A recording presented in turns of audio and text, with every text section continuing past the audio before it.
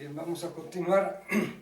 Ahora vamos a ver nada más un detalle en cuanto a cómo se afecta la eficiencia volumétrica del compresor, porque no hemos visto nada en cuestión de la operación. Entonces, un compresor, para poder hacer este proceso de compresión, utiliza segmentos o anillos, y esos anillos hacen un CI estanco entre el cilindro y el pistón. Entonces, cuando sube y baja el pistón, cuando está en operación el pistón o el compresor, pues estos anillos generan fricción sobre la pared, y lo que hace es que se aumenta la temperatura o se afecta o cambia la temperatura en el interior del cilindro. Entonces esa temperatura al paso de tiempo, digamos, afecta la capacidad de absorción de aire, de carga nueva, porque empieza a calentarse el aire y por tanto tiende a expandirse un poco. Entonces eso nos genera pérdidas. Entonces, para poder evaluar esas pérdidas, vamos a utilizar esta expresión que les voy a escribir aquí. La eficiencia volumétrica, digamos, real, va a ser igual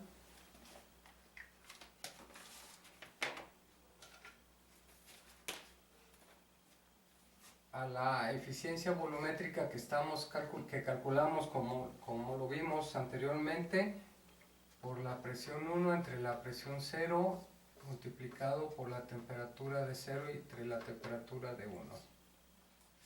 ¿Sí? Y la temperatura de 1, pues obviamente va a ser en el estado interior, y la temperatura de 0 o el estado 0 va a ser en el exterior del cilindro. De tal manera que si viéramos nosotros nuestro ciclo,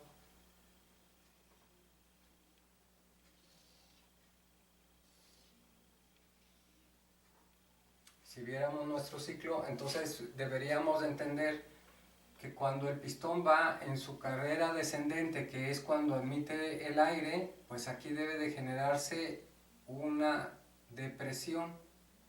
Y esta depresión se tiene que generar forzosamente porque primero tenemos que vencer la apertura de la válvula de admisión.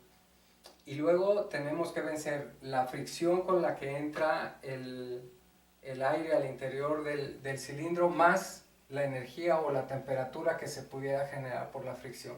Entonces eso nos va a generar más o menos un proceso de admisión más o menos así, y podemos llegar aquí a tener una diferencia de temperaturas entre la temperatura exterior y la temperatura interior, y la presión también, porque siempre vamos a llegar aquí con una presión menor.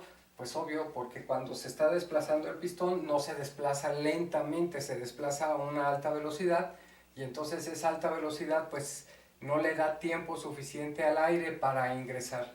Entonces nunca va a poder pasar en el caso contrario con una presión, digamos, positiva, porque obviamente el gas se está tomando del medio ambiente, entonces no podemos llegar en el interior del compresor con una presión más alta, en el punto muerto inferior.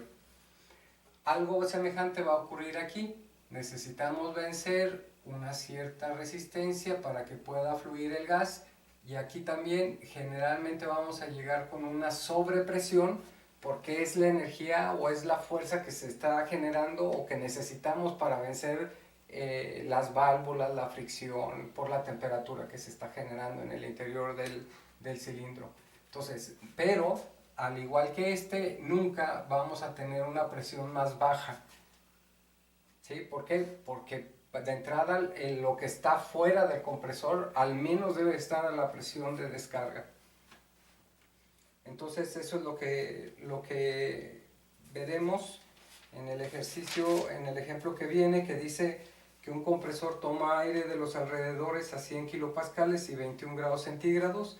Existe una caída de presión de 2 kilopascales en las válvulas de toma o succión, y la temperatura al final de la misma es de 38 grados centígrados. La presión de descarga es de 480 kilopascales y hay una caída de presión de 20 kilopascales. en la válvula de descarga. Determine las eficiencias volumétricas real e ideal, la potencia motriz del compresor, si el volumen desplazado es de 14 litros y el volumen efectivo es de 11.2 litros. El compresor funciona a 200 revoluciones y N vale 1.35. Bien, entonces estamos viendo que en la admisión vamos a tener una caída de presión de 20 kilopascales y en la descarga tendremos... No, en la admisión tenemos una caída de presión de 2 kilopascales y en la de descarga tenemos 20 kilopascales. O sea, aquí vamos a tener 2 kilopascales y aquí vamos a tener 20 kilopascales. ¿Sí? De tal manera entonces que realmente la presión de admisión debería de ser para nosotros 98 kilopascales, la presión de descarga debería de ser para nosotros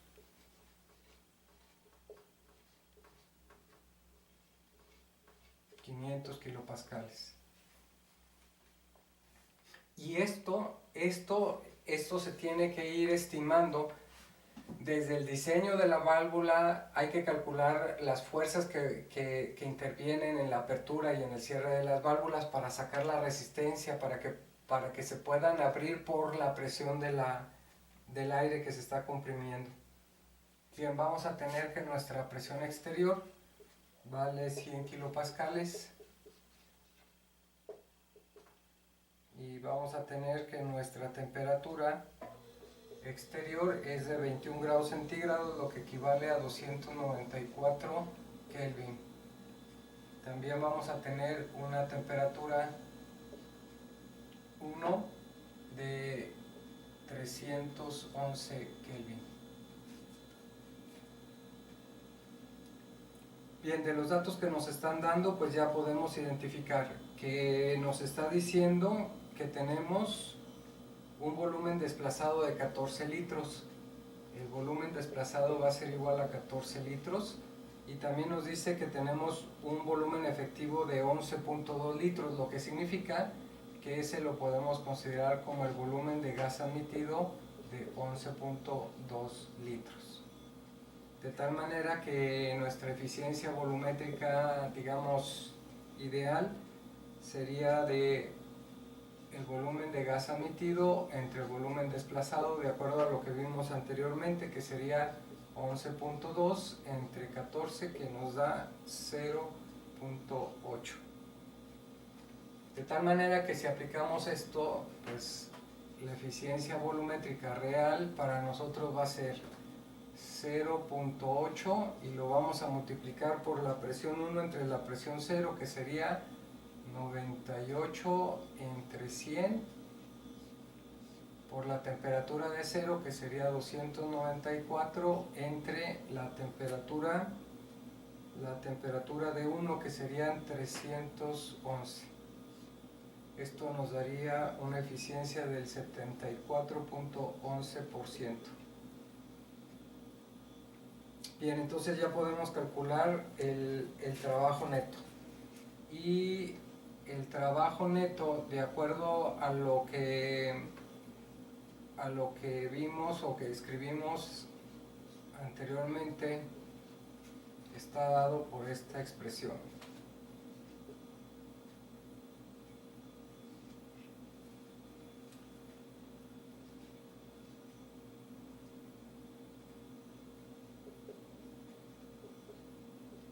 Así. Pero en este caso, si se fijan, el volumen de gas admitido debe de estar afectado por la eficiencia volumétrica real.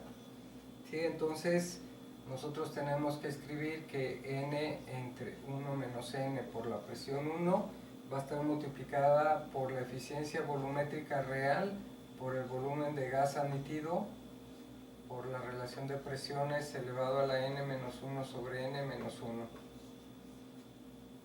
Entonces ya podemos escribir que el trabajo de compresión sería 1.35 entre 1 menos 1.35 por la presión 1, pero la presión 1 vale 98. Por la eficiencia, que sería 0.7411, por el volumen de gas admitido, que sería 11.2 por 10 a la menos 3, para que sean metros cúbicos, y luego lo vamos a multiplicar por la relación de presiones, que la relación de presiones es esta, ¿no? 500 entre 98, y lo vamos a elevar a la n-1 entre n-1.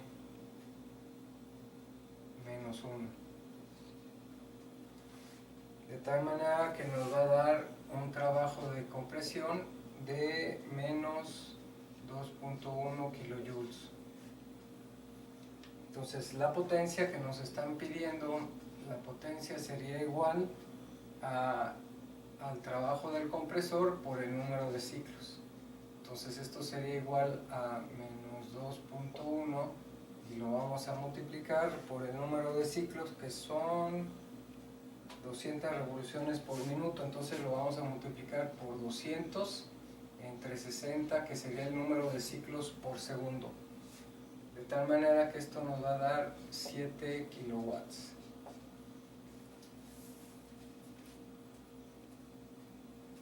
Bien, ya tenemos las eficiencias real e ideal, la potencia y la potencia del compresor, que es lo que nos pide el problema.